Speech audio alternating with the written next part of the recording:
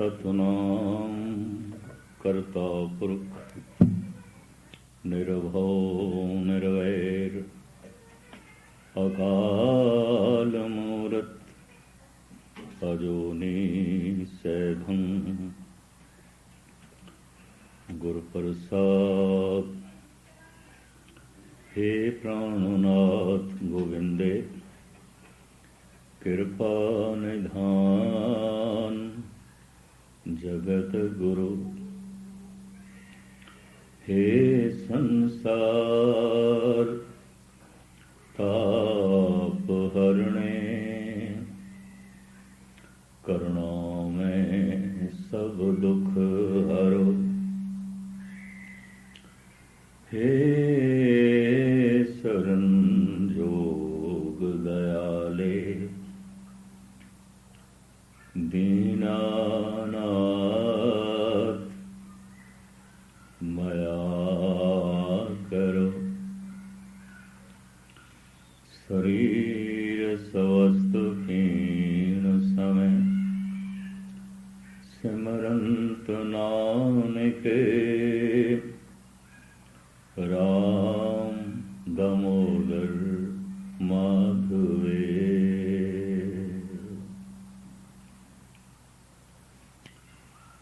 गुरु रूप सत्संग जीओ फतेह प्रवान करने। वाहिगुरु जी का खालसा वाहिगुरु जी की फतेह। धार्मिक ज्ञान ऐसा कहता है कि जीवन मिले है परम जीवन की प्राप्ति लई। परम जीवन इसे जीवन विच इस तरह छुपया होया है जिस तरह कोई दरख्त ते फल बीज के अंदर छुपया होया है।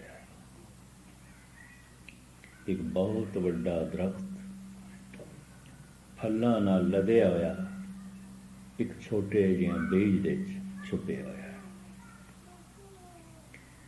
बीज टुट के मिट के फल बन सकता है, वृक्ष बन सकता है। इस जीवन के मिटदियां ही परम जीवन का जन्म आता है, उंज नहीं आता।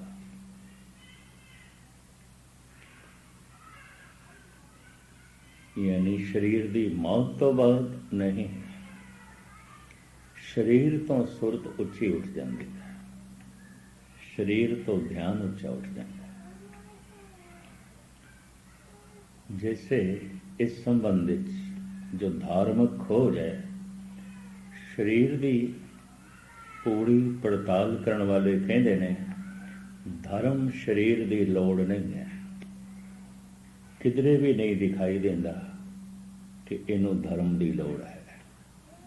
धन की लोड़ है, भोजन की लोड़ है, पानी की लोड़ है। पानी तो बिना ये जीवन नहीं रह सकता, भोजन तो बिना नहीं रह सकता।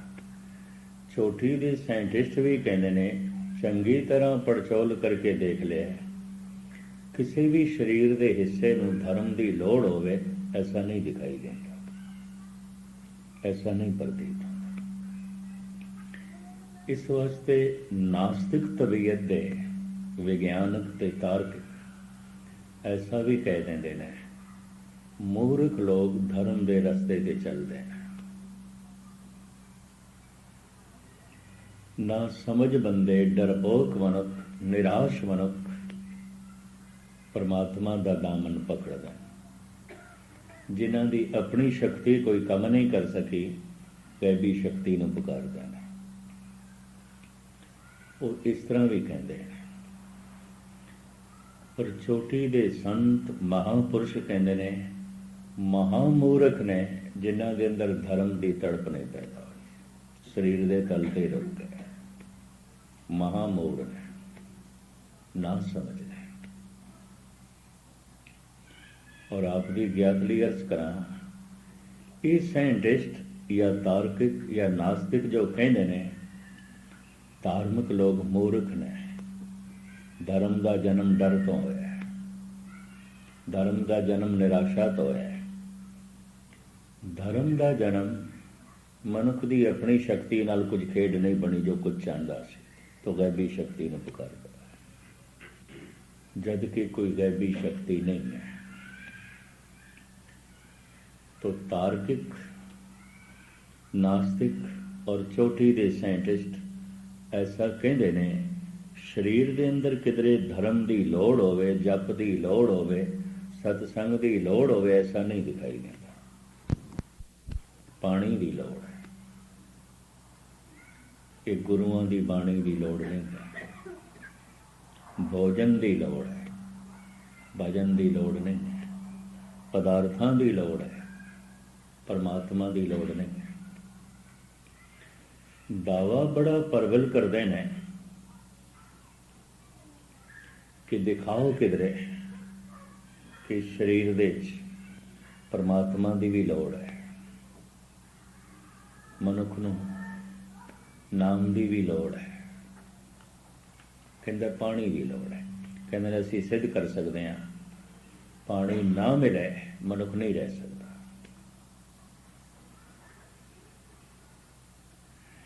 लाजमी अंग है। भोजन ना मिले मनुख नहीं रह सकता, मृत्यु हो जाएगी, शरीर की मौत हो जाएगी। भोजन ते पानी तो बिना, कहते साड़ी ये तर्क है और सही है कि तन नूं भोजन चाहिए है, तन नूं पानी चाहिए। भोजन की भुख ने, पानी की प्यास ने ते शरीरक लोड़ा ने मनुख को बड़ा विकास कराया है। अब दी ज्ञात लिए अर्ज करा, संसार दे जितनी तरक्की हुई है उस शरीरक लोड़ा ने मनुख दे कोलों तरक्की कराई है। भोजन की भुख ने विकास कराया है, पानी की प्यास ने उन्नति कराई है। आदि मनुख पहाड़ां दियां कंदरावां दे च रहिंदा सी ते रुखां थले रहिंदा सी। भयंकर गर्मी दे दिनां च पहाड़ां दियां कंदरां दे च रहना औखा हो गया, रुखां थले रहिंदा सी। बारिश दे दिनां दे च रुखां दे थले रहना भी औखा हो गया, तो इसने झुग्गी बनाई। जिस मनुख ने सब तो पहले जमीन ते झुग्गी बनाई होगी, उस वक्त का सब तो वड्डा विज्ञानिक, इंजीनियर, आर्कीटैक्ट होएगा, उस वक्त का सियाणा मनुख होगा। इस ढंग नाल झुग्गी बनाई हुई है। बारिश तो और धुप तो इस तरह बचाव करी है। फिर लोड़ होर वधी, क्योंकि मनुख व्यक्तिगत जीवदा से, कबीले, परिवार, जात पात, कस्बे, मुल्क, शहर, ये बनतर बहुत बाद दे चल रही है, बहुत दे। व्यक्तिगत जिंदगी से इस तरह जिमें पशु दी है, इस तरह से लोड़ पशु नूं भी महसूस होती है, पंछी नूं भी होती है, घोंसला बनाता है, उन्होंने भी लोड़ महसूस होती। भोजन की भुख उसनों भी मजबूर कर दी है। पंछी नूं आलने चों निकलता है, सारा दिन रिज़क की तलाश करता है। प्यास उसनों भी मजबूर कर देंदी है पानी की तलाश ते।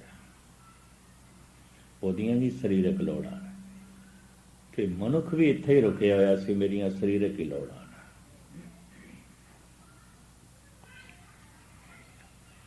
सरीरक लोड़ ने पहाड़ां की कंदरां चो इसनूं कढ़िया, क्योंकि गर्मी लगन लग पई, रुखां थले आ गया। पर बारिश दे च रुख दे च बचाव करना औखा सी। जे सारी रात मींह पैंदा तो बारिश दरखत तो भी टपकन लग पैंदा सी पानी। फिर इसने झुग्गी बनाई, फिर इसने मिट्टी दे कोठे बनाए, फिर इसने मिट्टी दीयां इट्टां बना के जरा सोहणे ढंग नाल मकान बनाए। चलिया ते पहाड़ां दीयां कंदरावां तो सी, अज 100 मंजिला उचियां उचियां बिल्डिंगां दा मालिक है। लोड़ा ने सारा विकास कराया, जरूरत है। ਪਹਾੜਾਂ ਦੀ ਕੰਦਰਾਂ ਦੇ ਰੁੱਖਾਂ ਥੱਲੇ ਆਦਿ ਮਨੁੱਖ ਨੰਗਾ ਹੀ ਰਹਿੰਦਾ ਸੀ, ਜੈਸੇ ਪਸ਼ੂ। ਧੰਨ ਗੁਰੂ ਨਾਨਕ ਦੇਵ ਜੀ ਮਹਾਰਾਜ ਕਹਿੰਦੇ ਨੇ, ਵਿਸਮਾਦ ਨਾਂਗੇ ਫਿਰੇ ਜੰਦ। ਮਹਾਰਾਜ ਕਹਿੰਦੇ ਨੇ, ਮੈਂ ਤੇ ਹੈਰਾਨ ਹੋ ਜਾਣਾ, ਵਿਸਮਾਦ ਹੋ ਜਾਣਾ, ਨਗਨਤਾ ਦਾ ਬੋਧ ਪਸ਼ੂਆਂ ਨੂੰ ਨਹੀਂ ਹੈ। ਅਸੀਂ ਨੰਗੇ ਹਾਂ, ਐਸਾ ਖਿਆਲ ਨਹੀਂ ਹੈ ਉਹਨਾਂ ਨੂੰ, ਕਿਸੇ ਵੀ ਪਸ਼ੂ ਨੂੰ ਨਹੀਂ ਹੈ। ਸਮਝ ਨਹੀਂ ਹੈ। ਸਮਝ ਦੇ ਨਾਲ ਹੀ ਸਮਾਜ ਦਾ ਜਨਮ ਹੁੰਦਾ ਹੈ, ਲੱਜਾ ਦਾ ਜਨਮ ਹੁੰਦਾ ਹੈ, ਸ਼ਰਮੋ ਹਯਾ ਦਾ ਜਨਮ ਹੁੰਦਾ ਹੈ। ਇਸਲਾਮ ਐਸਾ ਕਹਿੰਦਾ ਹੈ, ਮਨੁੱਖਤਾ ਦਾ ਉਸ ਦਿਨ ਜਨਮ ਹੋਇਆ, ਇਨਸਾਨੀਅਤ ਦਾ ਉਸ ਦਿਨ ਜਨਮ ਹੋਇਆ ਜਿਸ ਦਿਨ ਬਾਬੇ ਆਦਮ ਨੂੰ ਮਹਿਸੂਸ ਹੋਇਆ ਮੈਂ ਨੰਗਾ, ਔਰ ਉਹਨੇ ਦਰਖਤਾਂ ਦੇ ਪੱਤਿਆਂ ਨਾਲ ਆਪਣਾ ਤਨ ਢੱਕਿਆ। ਇਸਲਾਮ ਇੰਝ ਕਹਿੰਦਾ ਹੈ, ਇਨਸਾਨੀਅਤ ਦਾ ਜਨਮ, ਮਨੁੱਖਤਾ ਦਾ ਜਨਮ ਨਗਨਤਾ ਦੇ ਬੋਧ ਤੋਂ ਹੋਇਆ। ਭਾਰਤ ਦੇ ਆਦਿ ਮਨੁੱਖ ਨੇ ਵੀ ਦਰਖਤਾਂ ਦੇ ਪੱਤਿਆਂ ਨਾਲ, ਕੇਲੇ ਦੇ ਛਿਲਕੇ ਨਾਲ, ਬੋੜ ਦੀ ਛਾਲ ਨਾਲ ਆਪਣਾ ਤਨ ਢੱਕਿਆ। ਇਹਨਾਂ ਦੀ ਉਮਰ ਮਿਆਦ ਲੰਬੀ ਨਹੀਂ ਆਉਂਦੀ ਸੀ, ਪੱਤੇ ਸੁੱਕਦੇ ਸਨ, ਤਨ ਨੂੰ ਚੁਭਦੇ ਸਨ। ਫਿਰ ਪਸ਼ੂਆਂ ਦੀ ਖੱਲ ਨਾਲ ਇਸ ਨੇ ਆਪਣਾ ਤਨ ਢੱਕਿਆ, ਹਿਰਨ ਦੀ ਖੱਲ, ਸਾਂਬਰ ਦੀ ਖੱਲ, ਚਿੱਤਲ ਦੀ ਖੱਲ, ਇਸ ਤਰ੍ਹਾਂ ਵੱਡੇ ਵੱਡੇ ਪਸ਼ੂਆਂ ਦੀ ਖੱਲ ਨਾਲ ਇਸ ਨੇ ਆਪਣਾ ਤਨ ਢੱਕਿਆ।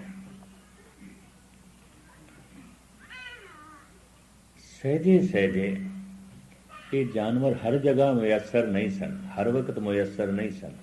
ਲੰਬਾ ਚੌੜਾ ਸ਼ਿਕਾਰ ਕਰਕੇ ਲੱਭਣਾ ਪੈਂਦਾ ਸੀ। ਫਿਰ ਇਸ ਨੂੰ ਬਨਸਪਤੀ ਦੇ ਚ ਇੱਕ ਕਪਾਸ ਦੇ ਬੂਟੇ ਦਿਸੇ। ਸਭ ਕੁਝ ਕੁਦਰਤ ਪ੍ਰਕਿਰਤੀ ਨੇ ਇਸ ਤਰ੍ਹਾਂ ਦਾ ਪੈਦਾ ਕੀਤਾ ਹੈ। ਕਿਹੜੀ ਕਿਹੜੀ ਚੀਜ਼ ਮਨੁੱਖ ਦੇ ਲੋੜ ਆ ਸਕਦੀ ਹੈ, ਉਹਦੀ ਖੇਤੀਬਾੜੀ ਹੋਣ ਲੱਗ ਪਈ। ਕਪਾਸ ਤੋਂ ਇਹਨੇ ਸੂਤ ਬਣਾਇਆ। ਫਿਰ ਇਸਨੇ ਆਪਣਾ ਤਨ ਢੱਕਿਆ, ਖੱਦਰ ਦੇ ਕੱਪੜੇ। ਅੱਜ ਹਜ਼ਾਰਾਂ ਤਰ੍ਹਾਂ ਦੇ ਕੱਪੜੇ, ਰੇਸ਼ਮੀ ਕੱਪੜੇ, ਗਰਮ ਕੱਪੜੇ, ਸੂਤੀ ਕੱਪੜੇ, ਹਜ਼ਾਰਾਂ ਤਰ੍ਹਾਂ ਦੇ ਕੱਪੜਿਆਂ ਦਾ ਮਨੁੱਖ ਜਨਮ ਦਾਤਾ ਹੈ। ਚੱਲਿਆ ਤੇ ਨੰਗਾ ਹੀ ਸੀ।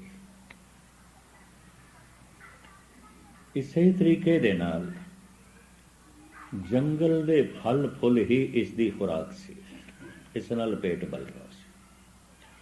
ਫਲ ਹਰ ਵਕਤ ਦਰਖਤਾਂ ਤੇ ਨਹੀਂ ਆਉਂਦੇ ਸਨ, ਮੌਸਮ ਦੇ ਨਾਲ ਆਉਂਦੇ ਸਨ। ਫਿਰ ਜੰਗਲੀ ਜਾਨਵਰਾਂ ਨੂੰ ਮਾਰ ਕੇ ਕੱਚਾ ਮਾਸ ਖਾ ਕੇ ਆਪਣੀ ਉਪਜੀਵਕਾ ਚਲਾਉਂਦਾ ਸੀ। ਆਦਿ ਮਨੁੱਖ ਇਸ ਤਰ੍ਹਾਂ ਹੀ ਕਰਦਾ ਸੀ।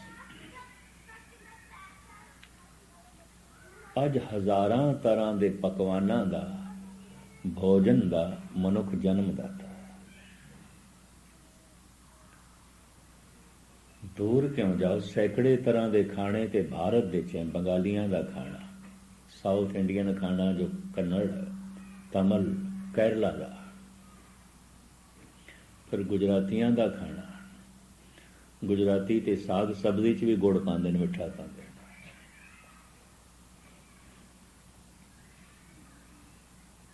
ਕਹਿਣ ਤੋਂ ਮੁਰਾਦ ਫਿਰ ਪੰਜਾਬੀਆਂ ਦੇ ਖਾਣੇ, ਕਸ਼ਮੀਰੀਆਂ ਦੇ ਖਾਣੇ, ਈਰਾਨੀਆਂ ਦਾ ਖਾਣਾ ਅਲੱਗ ਹੈ, ਅਰਬੀਅਨ ਲੋਕਾਂ ਦਾ ਖਾਣਾ ਅਲੱਗ ਹੈ, ਯੂਰਪੀਅਨ ਖਾਣੇ ਅਲੱਗ ਨੇ, ਫਿਰ ਚੀਨੀਆਂ ਦਾ, ਚਾਈਨੀਜ਼ ਖੁਰਾਕ ਅਲੱਗ ਹੈ, ਉਹ ਖਾਣੇ ਅਲੱਗ ਨੇ।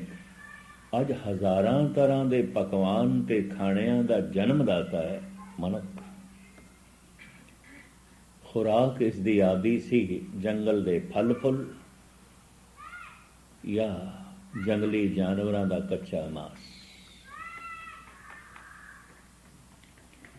ਇਸੇ ਤਰੀਕੇ ਦੇ ਨਾਲ ਇੱਕ ਜਗ੍ਹਾ ਤੋਂ ਦੂਸਰੀ ਜਗ੍ਹਾ ਜਾਂਦਾ ਸੀ, ਇਹ ਪੈਦਲ ਹੀ ਜਾਂਦਾ ਸੀ, ਪੈਰਾਂ ਨਾਲ ਹੀ ਜਾਂਦਾ ਸੀ। ਕਈ ਦਫਾ ਇੱਕ ਇਲਾਕੇ 'ਚ ਸੋਕਾ ਪੈ ਜਾਏ, ਫਲ ਫੁੱਲ ਬਿਲਕੁਲ ਨਹੀਂ, ਦੂਰੀਆਂ ਜਾ ਤੇ ਜਾਣਾ ਪੈਂਦਾ ਸੀ ਰਿਜ਼ਕ ਦੀ ਤਲਾਸ਼ ਦੇ ਵਿੱਚ। ਜਿਹੜੇ ਜਿਹੜੇ ਜੰਗਲੀ ਜਾਨਵਰ ਇਸ ਦੇ ਕੰਮ ਆ ਸਕਦੇ ਸਨ, ਬੈਲ ਸੀ, ਘੋੜਾ ਸੀ, ਊਠ ਸੀ, ਇਹਨੂੰ ਉਸਨੇ ਆਪਣੀ ਅਸਵਾਰੀ ਬਣਾਇਆ। खच्चर सी, खोते सन, सब जंगली सन। पकड़ पकड़ के इसने उन्होंने अपना वाहन बनाया, अपनी सवारी बनाया। पिंडा लंबा तय कर लेंदा सी घोड़ियां दे आसरे ते, ऊठां दे आसरे ते। दूर क्यों जाओ, सिकंदर भी घोड़ियां ते ही आया सी भारत, 1000 मील की यात्रा तय करके। 250 मील तक हजरत ईसा खच्चर ते ही घूमते रहे। शिव जी बैल ते घूमदा हुंदा सी, बैल की सवारी करदा सी।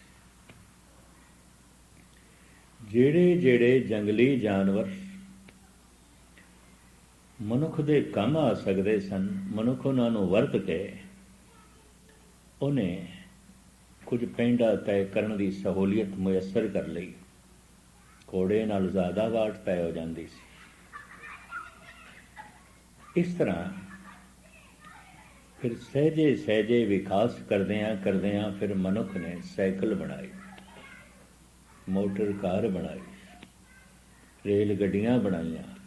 ਅੱਜ ਆਵਾਜ਼ ਤੋਂ ਵੀ ਤਿੱਖੇ ਚੱਲਣ ਵਾਲੇ ਹਵਾਈ ਜਹਾਜ਼ ਮੌਜੂਦ ਨੇ। 24 ਘੰਟੇ ਸ੍ਰਿਸ਼ਟੀ ਦੀ ਪਰਿਕਰਮਾ ਕਰ ਲੈਂਦੇ। ਚੱਲਿਆ ਤੇ ਪੈਦਲ ਹੀ ਸੀ, ਪੈਦਲ ਹੀ ਸੀ। ਮਨੁੱਖ ਕੋਲ ਆਪਣੇ ਜਜ਼ਬਾਤ ਨੂੰ ਪ੍ਰਗਟ ਕਰਨ ਵਾਸਤੇ ਸਿਰਫ ਇਸ਼ਾਰੇ ਸਨ। ਔਰ ਆਪਦੀ ਗਿਆਤ ਲਈ ਅਰਜ਼ ਕਰਾਂ, ਇਸ਼ਾਰੇ ਅੱਜ ਵੀ ਸਾਰੀ ਦੁਨੀਆ ਦੇ ਇੱਕ ਨੇ। ਪਿਆਸ ਲੱਗਦੀ ਸੀ ਤੇ ਮਨੁੱਖ ਇੰਜ ਕਰਦਾ ਸੀ, ਭੁੱਖ ਲੱਗਦੀ ਸੀ ਤੇ ਇੰਜ। ਇਹ ਇਸ਼ਾਰੇ ਸਾਰੀ ਦੁਨੀਆ ਦੇ ਅੱਜ ਵੀ ਇੱਕੋ ਨੇ। ਕੋਈ ਚੀਜ਼ ਨਹੀਂ ਚਾਹੀਦੀ, ਨਾ ਕਰਨੀ ਹੈ ਤੇ ਇੰਜ ਸਿਰ ਹਿਲਾਉਂਦਾ ਸੀ। ਅੱਜ ਵੀ ਸਾਰੀ ਦੁਨੀਆ ਦਾ ਇਸ਼ਾਰਾ ਇਹੀ ਹੈ, ਹਾਂ ਕਰਦਾ ਤੇ ਇੰਜ ਕਰਦਾ। ਅੱਜ ਵੀ ਸਾਰੀ ਦੁਨੀਆ ਦਾ ਇਸ਼ਾਰਾ ਇਹੀ ਹੈ। ਆਪਣੀ ਜਜ਼ਬਾਤ ਨੂੰ, ਆਪਣੀਆਂ ਲੋੜਾਂ ਨੂੰ ਇਹ ਸਿਰ ਦੇ ਇਸ਼ਾਰੇ ਨਾਲ, ਹੱਥਾਂ ਦੇ ਇਸ਼ਾਰੇ ਨਾਲ ਪ੍ਰਗਟ ਕਰਨ ਦੀ ਕੋਸ਼ਿਸ਼ ਕਰਦਾ ਸੀ। ਜਨਮ ਤੋਂ ਜਿਹੜੀ ਭਾਸ਼ਾ ਮਨੁੱਖ ਲੈ ਕੇ ਆਇਆ ਸੀ, ਸਿਰਫ ਹੱਸਣਾ ਤੇ ਰੋਣਾ। ਬੱਚਾ ਪਿੰਗੂੜੇ ਦੇ ਚ ਵੀ ਹੱਸ ਪੈਂਦਾ, ਰੋਂਦਾ। ਇਹ ਜਨਮ ਤੋਂ ਲੈ ਕੇ ਆਇਆ। ਕਿਉਂਕਿ ਪ੍ਰਾਕਿਰਤਿਕ ਹੈ, ਜਨਮ ਤੋਂ ਲੈ ਕੇ ਆਇਆ। ਇਸ ਵਾਸਤੇ ਸਾਰੀ ਦੁਨੀਆ ਦੇ ਬੱਚਿਆਂ ਦਾ ਰੋਣਾ ਇੱਕ ਹੈ। ਅਸੀਂ ਇੰਜ ਨਹੀਂ ਕਹਿੰਦੇ ਇੰਗਲਿਸ਼ ਦੇ ਚ ਰੋ ਰਿਹਾ, ਇਹ ਪੰਜਾਬੀ ਦੇ ਚ ਰੋ ਰਿਹਾ, ਇਹ ਪਰਸ਼ੀਅਨ ਦੇ ਚ ਰੋ ਰਿਹਾ, ਜਾਂ ਇਹ ਚਾਈਨੀਜ਼ ਦੇ ਚ ਰੋ ਰਿਹਾ, ਇਹ ਜੈਪਨੀਜ਼ ਦੇ ਚ ਰੋ ਰਿਹਾ, ਇਹ ਹਿੰਦੀ ਦੇ ਚ ਰੋ ਰਿਹਾ, ਸੰਸਕ੍ਰਿਤ ਦੇ ਚ ਰੋ ਰਿਹਾ, ਇਹ ਗੁਜਰਾਤੀ ਦੇ ਚ ਰੋ ਰਿਹਾ, ਇਹ ਪੰਜਾਬੀ ਦੇ ਚ ਰੋ ਰਿਹਾ, ਰੋ ਰਿਹਾ। ਔਰ ਰੋਣਾ ਸਾਰੀ ਦੁਨੀਆ ਨੂੰ ਸਮਝ ਚ ਆ ਜਾਂਦਾ ਹੈ। ਪ੍ਰਾਕਿਰਤਿਕ ਹੈ, ਜਨਮ ਤੋਂ ਹੈ। ਹੱਸ ਰਿਹਾ ਹੋਵੇ ਕੋਈ ਮਨੁੱਖ, ਅਸੀਂ ਇਸ ਤਰ੍ਹਾਂ ਨਹੀਂ ਕਹਿੰਦੇ ਤੇ ਪੰਜਾਬੀ ਦੇ ਚ ਹੱਸਦਾ ਪਿਆ, ਜਾਂ ਇੰਗਲਿਸ਼ ਦੇ ਚ ਹੱਸ ਰਿਹਾ, ਜਾਂ ਪਰਸ਼ੀਅਨ ਦੇ ਚ ਹੱਸ ਰਿਹਾ। ਹਾਸਾ ਰੋਣਾ ਪ੍ਰਾਕਿਰਤਿਕ ਹੈ, ਜਨਮ ਤੋਂ ਨਾਲ ਲੈ ਕੇ ਆਇਆ। ਸਾਰੀ ਦੁਨੀਆ ਦਾ ਇੱਕੋ ਹੀ ਹੈ। ਇੱਕਦਮ ਸਮਝਦੇ ਚ ਆ ਜਾਂਦਾ। ਕੋਈ ਰੋ ਰਿਹਾ, ਇੱਕਦਮ ਸਮਝ ਚ ਆ ਜਾਂਦਾ ਹੈ। ਬੇਚੈਨ ਹੋਵੇਗਾ, ਦੁਖੀ ਹੋਵੇਗਾ, ਹੱਸ ਰਿਹਾ ਹੈ, ਖੁਸ਼ ਹੋਵੇਗਾ। ਸਾਰੀ ਦੁਨੀਆ ਦਾ ਇੱਕ ਹੈ। ਹਾਸੇ ਨਾਲ ਸੀਮਤ ਜਿਹੀਆਂ ਖੁਸ਼ੀ ਨੂੰ ਪ੍ਰਗਟ ਕੀਤਾ ਜਾ ਸਕਦਾ ਸੀ, ਰੋਣੇ ਨਾਲ ਸੀਮਤ ਜਿਹੀਆਂ ਦੁੱਖ ਨੂੰ ਪ੍ਰਗਟ ਕੀਤਾ ਜਾ ਸਕਦਾ ਸੀ, ਇਸ਼ਾਰਿਆਂ ਨਾਲ ਸੀਮਤ ਲੋੜਾਂ ਨੂੰ ਪ੍ਰਗਟ ਕੀਤਾ ਜਾ ਸਕਦਾ ਸੀ। ਅੰਦਰ ਭਾਵ ਮਨੁੱਖ ਦੇ ਬਹੁਤ ਸਨ ਕੁਝ ਕਹਿਣ ਦੇ। ਭਾਸ਼ਾਵਾਂ ਦਾ ਜਨਮ ਹੋਇਆ, ਮਨੁੱਖ ਦੀ ਜ਼ਬਾਨ ਚੋਂ ਅੱਖਰ ਨਿਕਲੇ।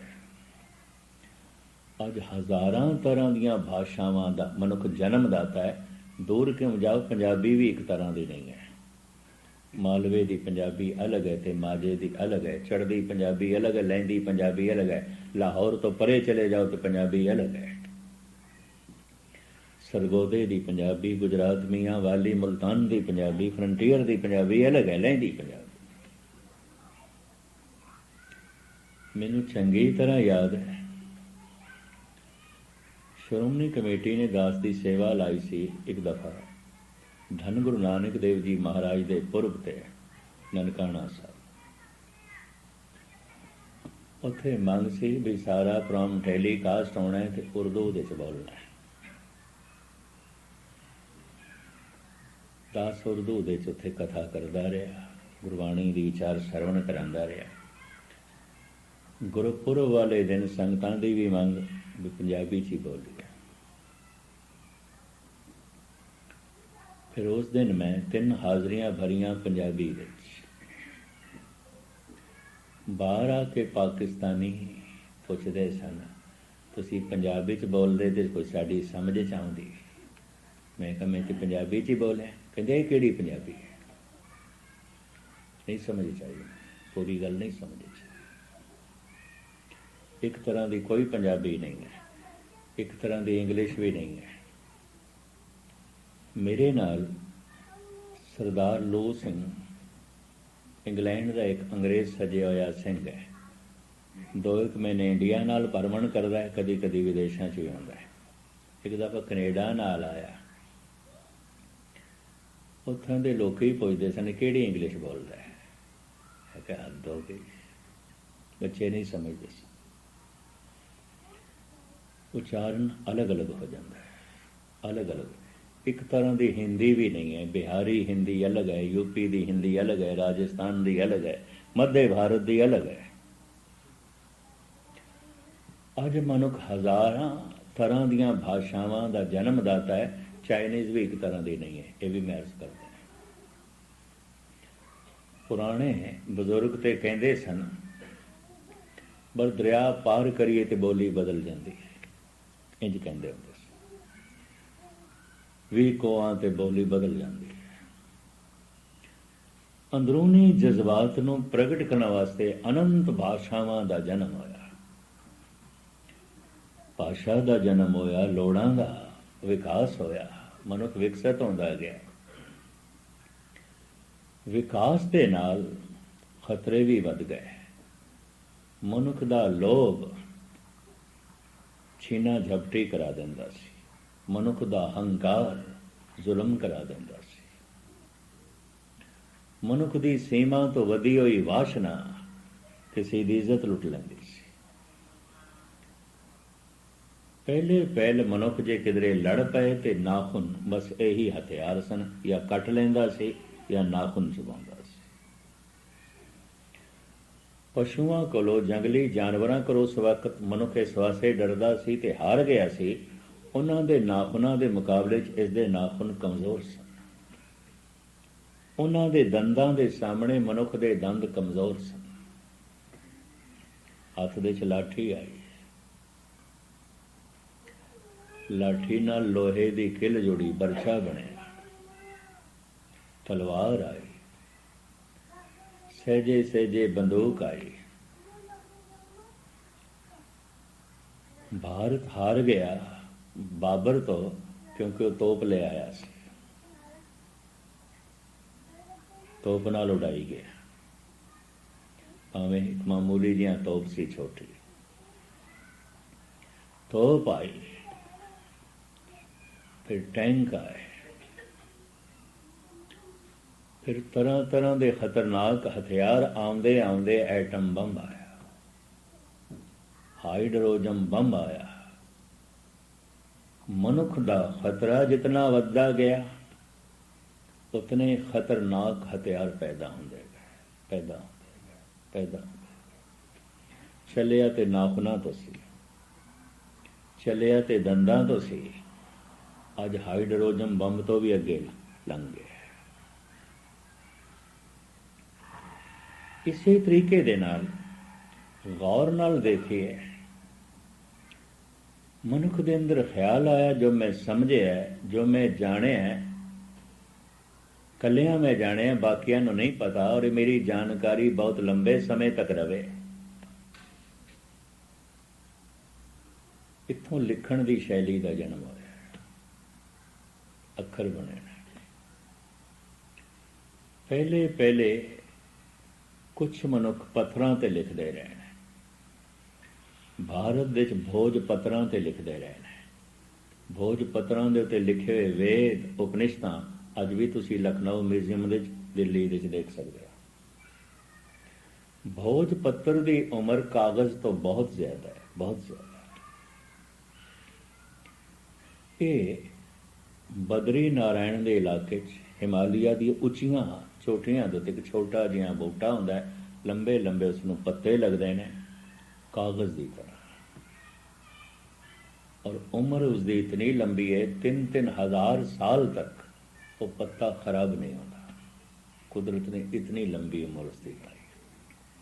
मनुख ने उस तो कागजां का काम लिया। अजकल उस पासे जिहड़े साधु उत्तराखंड दे रह जाते हैं, जब बर्फां पैणियां शुरू हो जांदियां ने, उन्हां सुके पत्तियां नूं ते भोज पत्र दे दरखत नूं टहनियां नूं जलाण लग पए सन।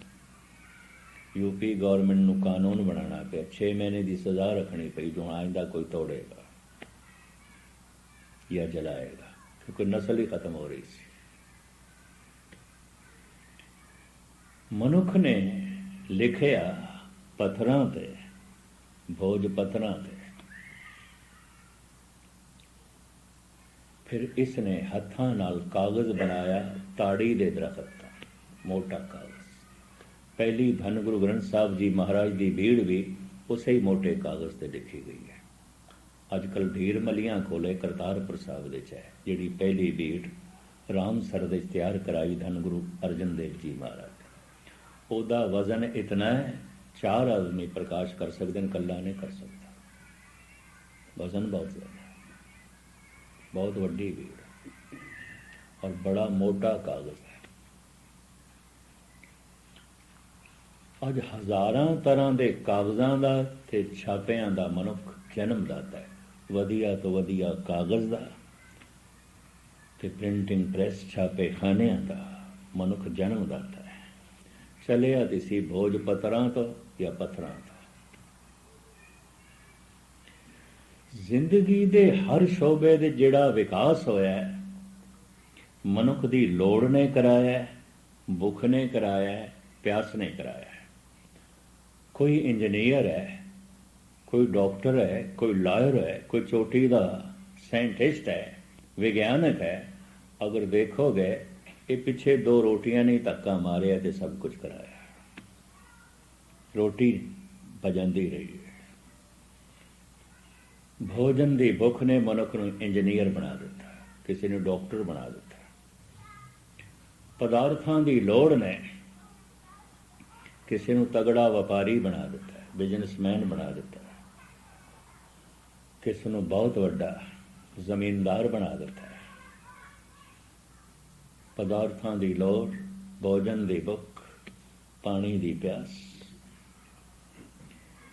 ये सारा विकास भोजन का है। जितना तुसी देखते हो, इन्हां ही पदार्थां की लोड़ ने रेलां, मोटरां, गड्डियां, सड़कां, हवाई जहाज़ां नूं जन्म दिता। मनुख की लोड़ां का विकास, पदार्थां की लोड़, भोजन की भुख ने ये सारा मनुख दे कोल विकास कराया है। जितना बाहर का विकास है, इसका मूल आधार अन्न पानी है। बस ये मैं भोजन है। जितना भी विकास है, कोई टीचर है, कोई प्रोफेसर है, कोई दार्शनिक है, कोई साइंटिस्ट है, कोई इंजीनियर है, कोई डॉक्टर है, कोई व्यापारी है, कोई बहुत बड़ा जमींदार है, कुछ भी होवे, खेड सारी भोजन दी और कुछ भी नहीं, और कुछ भी नहीं। ये सारा विकास भोजन ने कराया, सारी उन्नति भोजन ने कराई है। हुण जिहड़ा मैं दूसरा नुकता तुहाडे सामने रखण लगा, क्योंकि गुरबाणी अति सूक्ष्म है। परमात्मा प्रभु का नाम प्राकृतिक लोड़ नहीं है। साइंटिस्ट ठीक कहते हैं, कहते शरीर की पड़चोल करके असीं देख लिया है, कोई नाम की लोड़ नहीं, कोई राम राम जपण की लोड़ नहीं, कोई अल्लाहू अल्लाहू करन की लोड़ नहीं, कोई वाहिगुरू वाहिगुरू करन की लोड़ नहीं। लोड़ ही नहीं है शरीर की, कहता असीं देख लिया। कोई धर्म ग्रंथां का पाठ करने की लोड़ ही नहीं, इसकी लोड़ ही नहीं, शरीर विच किधरे दिखाई नहीं देता इसकी लोड़। बड़े ध्यान नाल सुनना। पदार्थ प्राकृतिक लोड़ है। जन्म तो भोजन की भुख है, जन्म तो भजन की भुख नहीं है, नहीं है। जन्म तो पानी की प्यास है, जन्म तो गुरबाणी की प्यास नहीं है, नहीं है। और सारी जिंदगी भी मनुख गुरबाणी की प्यास तो बिना रह सकता है, बथेरी दुनिया रह रही है।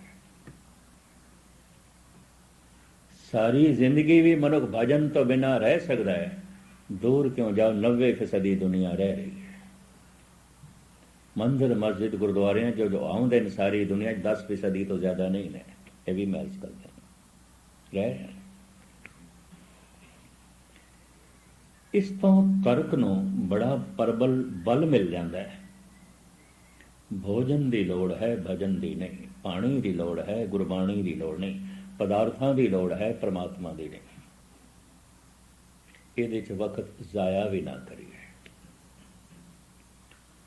फ्राइड जैसे एक साइंटिस्ट ने, मनोचिंतक ने, डॉक्टर सी जर्मनी का बड़ा प्रसिद्ध, वो ते कहंदे ने भारत दे संत गलत कहंदे ने मन दे च राम है, कहंदा कतई नहीं मन दे च काम है। बिल्कुल गलत कहंदे। मन दे सबर संतोख है, रब्बी गुण है, कहंदा कतई नहीं, सिवाय लोभ तो होर कुछ भी नहीं। मन दे च रब्बी गुण ने, कहंदा कतई नहीं, सिवाय अहंकार तो, ईगो तो इलावा और कुछ भी नहीं है। यही कुछ है। बड़ा वड्डा मनोविज्ञानक सी, और शायद आपनों पता होवे जर्मन भाषा विच मन के संबंध जिहड़ी इसने किताब लिखी, उसका हिंदी अनुवाद होया भारत विच, फ्राइड मनोविश्लेषण। मन दियां 10 हालतां धन गुरु नानक देव जी महाराज ने माज राग दे बयान कीतियां ने। मन दियां इंज कह लो 3 हालतां चो लंघदा है, बचपन जवानी बुढ़ेपा, बाल जवानी और बिरध पुन, 3 अवस्था जान, कहो नानक हर भजन बिन, बिरथा सब ही मान। गुरु नानक मन दियां हालतां 10 लिखदा है। हो सके तो किसी वक्त थोड़े सामने रखांगा। फ्राइड ने 8 लिखियां ने, और जिहड़ियां 8 लिखियां ने गुरु नानक नाल मेल खांदियां ने। हैरानगी। फ्राइड मनोविश्लेषण ਉਹਦੇ ਜਿਹੜੀਆਂ ਮਨ ਦੀਆਂ 8 ਅਵਸਥਾਵਾਂ ਉਹ ਬਿਆਨ ਕਰਦਾ ਹੈ, ਗੁਰੂ ਨਾਨਕ ਦੇ ਮਾਝ ਰਾਗ ਦੇ ਸ਼ਬਦ ਨਾਲ ਮੇਲ ਖਾਂਦੀਆਂ, ਜਿਹਦੇ ਸਤਿਗੁਰੂ ਨੇ 10 ਅਵਸਥਾ ਬਿਆਨ ਕੀਤੀਆਂ। ਇੱਕ ਦਫਾ ਦੋਹਾਂ ਦਾ ਇਹ ਵਿਚਾਰ, ਫਰਾਇਡ ਦਾ ਤੇ ਮਾਝ ਰਾਗ ਦੇ ਸ਼ਬਦ ਦਾ, ਮੈਂ ਜੰਮੂ ਸ਼੍ਰੀ ਗੁਰੂ ਸਿੰਘ ਸਭਾ ਵਿੱਚ ਸੁਣਾ ਰਿਹਾ ਸੀ। ਬਹੁਤ ਪੁਰਾਣੀ ਗੱਲ ਹੈ, ਅੰਦਾਜ਼ਨ 25-30 ਸਾਲ ਪੁਰਾਣੀ। मैं इस तरह कह, देखो जो कुछ गुरु नानक ने 500 साल पहले आख्या है, इसे ही सदी का हो गुजरिया एक महान डॉक्टर मनोचिंतक इस विचार नाल सहमत है। बाद विच कथा की समाप्ति तो बाद मेरे कमरे विच एक रिटायर्ड फौजी आ गया, करनल सी रिटायर्ड। विश्व युद्ध के समय वो किधरे लड़ाई के समय जर्मन आया। मैनू कहने लगे, ज्ञानी जी फ्राइड गुरु नानक नाल सहमत है, ऐसा नहीं कहना चाहिए। फ्राइड ने ख्याल ही गुरु नानक तो लिया, उसका अपना नहीं है। मैं कहो किस तरह? कहने लगे, जर्मन दे डॉक्टर ट्रंप होया, फ्राइड के समय होया, उन्हें गुरु ग्रंथ साहब का टीका किया है, लेकिन सिर्फ माज राग तक कर सके, अगों की डैथ हो गई, रहा नहीं, शरीर ने साथ नहीं दिता, रह गया। जर्मन भाषा कहता मेरे देखने विच आया सी जर्मनी। जर्मन लोगों को मैं वो सुना, हैरान होया। डॉक्टर ट्रंप ने मेहनत की। मन दियां ये हालतां डॉक्टर ट्रंप के टीके तो फ्राइड ने लिया। ऐसा कहना ही नहीं चाहिए। फ्राइड गुरु नानक नाल सहमत है, नहीं, फ्राइड ने गुरु नानक की नकल की, उतों ही लेने ख्याल।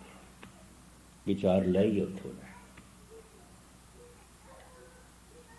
लेकिन एक ख्याल उसका अपना कह सकते हैं, बड़ा प्रबल। वो कहता भारत के सारे संत ते अवतार गलत कहते हैं। मन विच प्रार्थना है, कहता नहीं वासना है। मन विच राम है, कहता कतई नहीं काम है। मन विच रब्बी गुण है, कहता बिल्कुल नहीं ईगो है, हंकार है, बड़ा प्रबल हंकार। मन विच सबर संतोख है, कहता एवं किलेबाजियां ने, फिजूल ख्याल ने, फिजूल। मन विच सिवाए लोभ तो होर कुछ भी नहीं। क्योंकि पागलों का इलाज करता सी, सीमा तो वधिया होया हंकार मनुख नूं पागल कर देंदा है। सीमा तो वधिया होया लोभ मनुख नूं पागल कर देंदा है। गुरबाणी भी कहती है, ज्यों कू कर हर काया तावे दे दिस जाए, लोभी जंत न जाने भाखा बख सब खाए। लोभी मनुख सिर्फ पागल मनुख ही नहीं है, पागल कुत्ते की तरह है। सतगुर दी बाणी, पागल कुत्ता जिन्हें पालिया होवे ना, अपने मालिक नूं भी वड्डण लग पैंदा है। लोभ सीमा तो जिसदा वध गया है, भरा नूं भी धोखा देगा, प्यो नूं भी धोखा देगा। लोभ जो वध गया, ਉਹਦੇ सामने कोई भाईचारा नहीं रह जाएगा, ਉਹਦੇ सामने कोई रिश्तेदारी नहीं रहेगी, गुरु नूं भी धोखा देगा। इतने कितने लोग मंदिरां दी गोलक और गुरुद्वारियां दी गोलक का गलत इस्तेमाल कर लेंगे, गलत की खाई जाते हैं, जो सिर्फ धर्म प्रचार वास्ते। गुरु नूं भी धोखा देंगे, परमात्मा नूं भी धोखा देने की कोशिश करते हैं। ये बिरती उन्होंने बनती है वधे हुए लोभ तो। कोई रिश्तेदारी नहीं, कोई भाईचारा नहीं, सीमा तो वधिया होया लोभ। जिवें पागल कुत्ता अपने मालिक नूं भी वड्डदा है, हर एक नूं वड्डदा है, लोभी मनुख हर एक नूं ठगण की कोशिश करता। सीमा तो वधिया होया लोभ मनुख नूं पागल कर देंदा है। सीमा तो वधिया होया काम मनुख नूं पागल करता है। ਜਿਹੜੇ पागल उसके कोल आउंदे सन ते जिन्हां दा ਉਹ इलाज करदा सी, कहंदा बैलेंस बिगड़े इस मनुख दा काम नाल, फौरन 2-4 दिन गल करके अंदाजा ला लैंदा सी। इस मनुख दा बैलेंस बिगड़िया इहदे हंकार नाल, सीमा तो वधे हंकार। इस मनुख दा मानसिक संतुलन डावां डोल होया लोभ नाल। बड़ा सियाणा सी, बड़ा सियाणा सी, अपने ढंग नाल इलाज करदा सी। 4-5 दिन ਉਹਦੇ ਨਾਲ ਗੱਲਾਂ ਕਰਦਾ ਸੀ, बस गल्लां ਉਹਦੀਆਂ सुननियां गौर नाल, बस यही ਉਹਦਾ इलाज करने का ढंग सी। अंदर का सब कुछ पागल बयान कर देंदा सी, ਉਹਦੇ बोलां सब कुछ प्रगट हो जाता सी। बैलेंस क्यों बिगड़े, ये संतुलन क्यों बिगड़े, काम करके बिगड़े कि लोभ करके बिगड़े कि हंकार करके। मैं क्रोध ते मोह का जिक्र नहीं कर रहा, पता है क्यों? धार्मिक ज्ञानी इन्हां दी कोई होंद नहीं मनते। छाया की तरह ये तिन्हां दे नाल ने, जिवें एक दरख्त है उसदी ते होंद है, पर छाया दरख्त करके छाया, दरख्त ना होवे ते छाया नहीं होवेगी। मोह ते क्रोध की अपनी होंद नहीं, वो काम करके हंकार करके लोभ करके ने। जिहड़ा हंकार की पूर्ति कर देवे, पट्ठे पा देवे, आखिर तेरे वर्गा कोई शरीफ नहीं, तेरे वर्गा कोई ज्ञानी नहीं, तेरे वर्गा कोई दानी नहीं, तेरे वर्गा कोई शक्तिशाली नहीं, इस तरह पट्ठे पांदा रहे, वो प्यारा लगता, चंगा लगता, उसते मोह आ जाता है। तो जिहड़ा रोक खड़ी कर दे उसते क्रोध आ जाता है। जिहड़ा अकेले तेरे जैसा कोई मूर्ख ही नहीं है, तू की है तो कुछ भी नहीं है, उसते क्रोध आ जाता है। क्रोध हर वक्त नहीं आता, हंकार हर वक्त आता है। मोह हर वक्त नहीं आता, हंकार हर वक्त आता है। जिहड़ा लोभ की पूर्ति कर देवे प्यारा लगता है, चंगा लगता है, अपना लगता है। तो जिहड़ा रोक खड़ी कर देवे उसते क्रोध आ जाता है। क्रोध का मतलब की है? किसी ने रुकावट खड़ी की थी, हंकार पूर्ति दे, लोभ पूर्ति दे, काम पूर्ति दे, और तो कोई मतलब नहीं है। जैसे पानी दे मनुख 5-7 मिनट ਲਈ डुबकी ला सकता है, लंबा नहीं बैठ सकता पानी च। भावें कितना ही बड़ा तैराक हो भी ज्यादा लंबा नहीं बैठ सकता, निकलना पएगा बाहर। दरियावां दे कंढे रहने वाले और तैराक लोग इसनूं समझते हैं। क्योंकि बचपन ਦੇ ਕਿਸੇ ਵਕਤ ਮੈਂ ਵੀ ਤੈਰਨਾ ਸਿੱਖਿਆ ਸੀ ਕਿ ਅਸੀਂ ਆਪਸ ਵਿੱਚ ਬੱਚੇ ਸ਼ਰਤ ਲਾਉਂਦੇ ਹੁੰਦੇ ਸੀ ਕਿਤਨੀ ਦੇਰ ਪਾਣੀ ਦੇ ਵਿੱਚ ਬੈਠ ਸਕਦੇ। ਜਿਹੜਾ ਜ਼ਿਆਦਾ ਬੈਠ ਜਾਂਦਾ ਸੀ ਉਹਨੂੰ ਸਭ ਤੋਂ ਅਗਰਸਰ ਮੰਨਿਆ ਜਾਂਦਾ ਸੀ ਬਈ ਇਹ ਵੱਡਾ ਤੈਰਾਕ ਹੈ।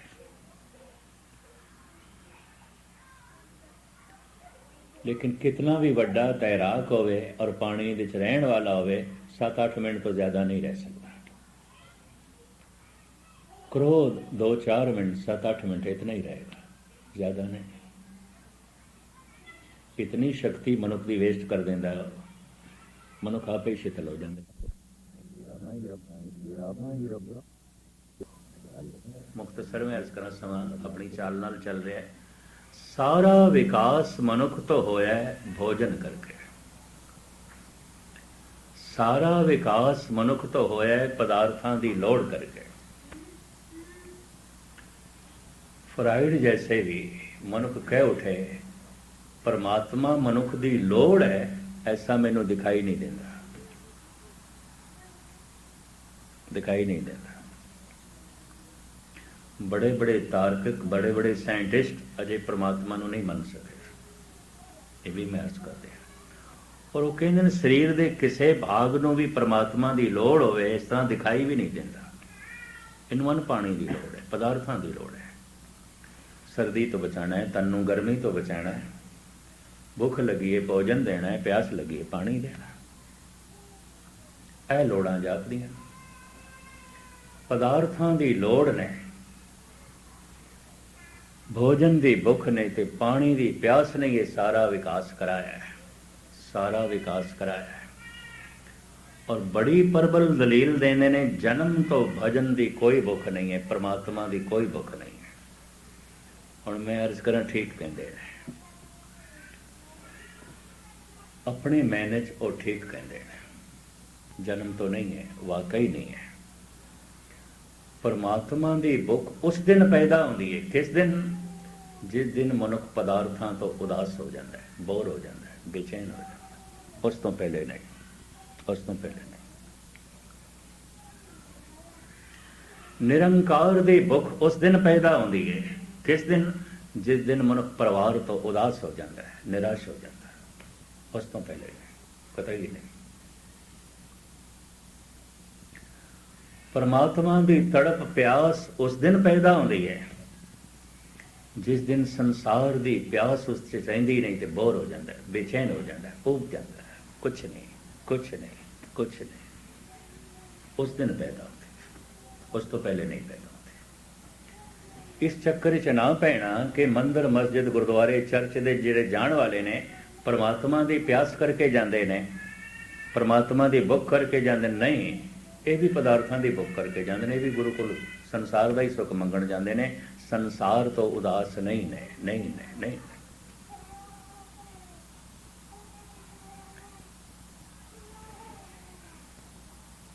पदार्थों की भुख ने, लोड़ ने, भोजन की भुख ने जिथे सारा विकास कराया है, जैसे सब कुछ तो मनुख बोर होया है, बेचैन होया है, ते अंदर परमात्मा की भुख पैदा हुई है।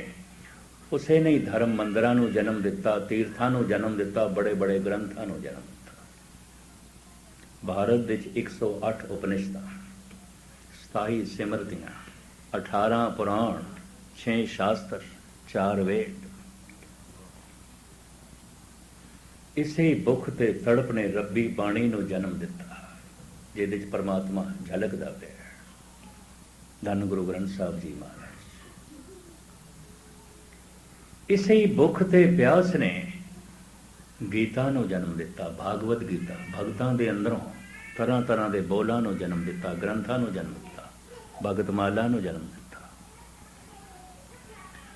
इसे ही भुख ने कुरान नूं जन्म दिता, अंजील नूं जन्म दिता, तौरात नूं, तालमुद नूं जन्म दिता है। ये जो मिडल ईस्ट दे ग्रंथ पैदा हुए, मूसा तो तालमुद, तौरात आई, जरदरस तो अंजील आ गई, ईसा तो बाइबल आ गई, मोहम्मद तो कुरान आई। इसे भुख ने पैदा की। इतना महान ज्ञान परमात्मा का, परमात्मा की भुख ने पैदा किया। मस्जिदां बनिया, पदार्थां की लोड़ ने कारखाने बनाए, परमात्मा की तड़प ने मस्जिदां बनवाइया, मंदिर बनवाए, गुरुद्वारे बनाए, चर्च बनवाए, बौद्ध मठ बनाए।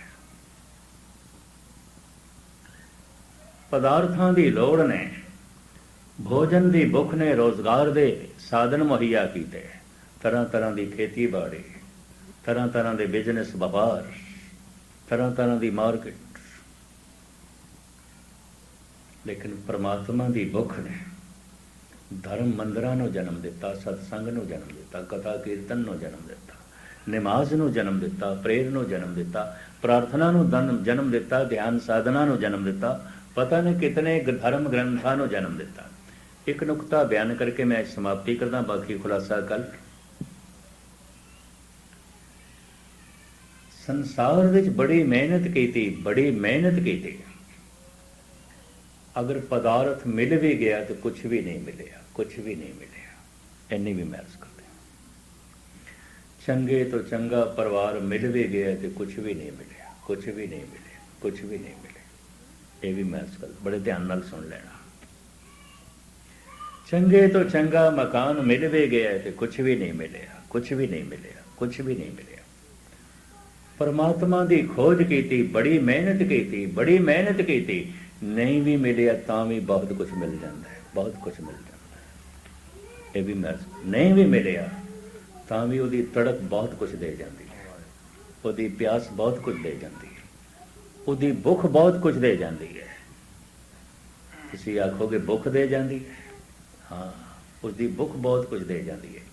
शायद इस वास्ते कुछ भगतां ने तो कह दिता, नहीं प्रभु मिलता तो ना मिल, अपनी भुख रहन दे, अपनी प्यास रहन दे। अमीर खुसरो जैसे सूफी फकीर ने तो इत्थे तक कह दिता, या रब दुआए वसल ना हरगिज़ कबूल हो। ये जड़ा मैं तड़प के रोज़ नमाज पढ़दा ते प्रार्थना करदा, तू मिल, तू मिल, तड़पदा होया रोंदा होया जो मैं तेरे अगों फरियाद करना, किधरे भुलेखे च मेरी फरियाद सुन ना दे, ना सुने ना मिले, फिर दिल में क्या रहेगा जो हसरत निकल गई। मैनू तेरे तड़पण दे भी कुछ आनंद आन लग पे, मैनू तेरी भुख दे भी कुछ रस मिलन लग पे, मैनू तेरी प्यास दे भी आनंद मिलन लग पे। मैं अजे इस आनंद नूं ही जर नहीं सकता, तू मिल गया तो तेरा आनंद मैं किवें जरांगा, तू ना ही मिलते ठीक। हुण बड़े ध्यान नाल सुनना। चंगे तो चंगे पदार्थ मिल भी गए तो कुछ भी नहीं मिलिया, कुछ भी नहीं मिलिया। अगर परमात्मा की भुख है तो प्यास है, परमात्मा नहीं भी मिलिया तो फिर बहुत कुछ मिल गया, बहुत कुछ मिल गया। इसनों मैं कल खोलने की कोशिश करांगा कि थोड़ी स्रोत की लड़ी बनी रही और सतगुरु रहमत करने भुख प्यास थोड़े अंदर पैदा हो। जी भुख प्यास रोज़ कम धंधे ते मजबूर कर दिए, भुख पैदा हो गई, संग तो टुट नहीं सकोगे, नितनेम तो टुट नहीं सकोगे, वाहिगुरु वाहिगुरु दे जप तो टुट नहीं सकोगे। ये भी मैं अर्ज करते हैं। सतगुरु रहमत करे, भुख पैदा होवे, ये प्यास पैदा होवे। इस विचार की बाकी अंश क्योंकि समय नूं देखना चाहिए, कुछ सजना ने वापस भी जाना होंदा वैनकूवर। इत्थे ही समाप्ति करते हैं। भुल चुक दी क्षमा, सारियां दा हार्दिक तौर ते धन्यवाद। फतेह प्रवान करने। वाहिगुरु जी का खालसा, वाहिगुरु।